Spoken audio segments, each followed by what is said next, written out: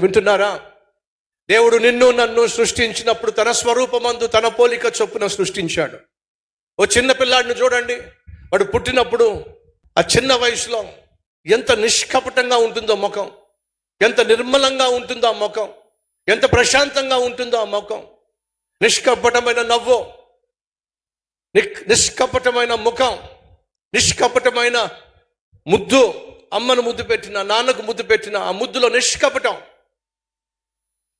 నిన్ను నన్ను దేవుడు సృష్టించినప్పుడు నిష్కపటంగా సృష్టించాడు. నిర్మలమైన మనస్సాక్షినిచ్చాడు.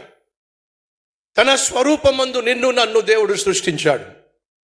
కానీ మనిషి ఏం చేశాడు? దేవునితో సత్సంబంధం కలిగి నీతిగా యథార్థంగా జీవించవలసిన మనిషి తన జీవితాన్ని సైతానికి అప్పగించటం వల్ల అడ్డమైన పనులు చేయడానికి, అపవిత్రమైన జీవితంలో జీవించడానికి తను అమ్మేసుకున్నాడు. ఇక్కడ కూర్చొని ఈ వాక్యం వింటున్న సహోదరి సహోదరుడు వింటున్నావా?